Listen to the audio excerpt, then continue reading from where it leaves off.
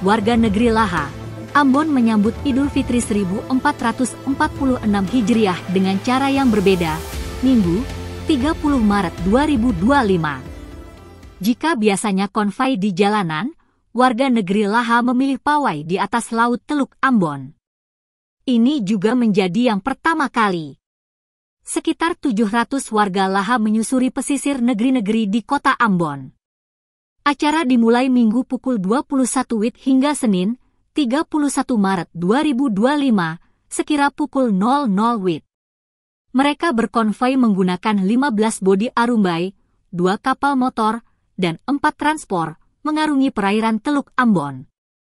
Dengan rute konvoi dari negeri Laha menuju Desa Galala, lanjut ke Amahusu dan kembali lagi ke titik awal.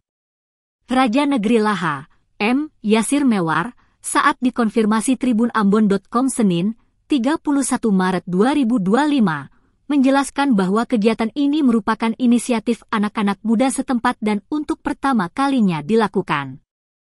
Konvoi takbiran lewat laut ini tidak hanya menjadi momen religi, tetapi juga sebagai ajang untuk mempererat hubungan antar warga dan meningkatkan kedamaian di tengah masyarakat. Konvoi ini menempuh rute pesisir Tawiri, Hative, Wayama, Kota Jawa, hingga Jembatan Merah Putih di Galala dan menuju Amahusu. Kegiatan ini juga didukung dari berbagai perusahaan yang beroperasi di negeri Laha, walaupun sebelumnya para warga sanggup memfasilitasi secara mandiri. Diketahui sebelumnya Wakil Gubernur, Wagub, Maluku, Abdullah Fanat, menghimbau umat Muslim di Maluku untuk tidak melakukan konvoi di jalanan dalam rangka menyambut Hari Raya Idul Fitri 1446 Hijriah. Himbauan tersebut disampaikan agar mengingatkan pentingnya perayaan malam takbiran yang penuh makna dan menjaga ketertiban juga keselamatan.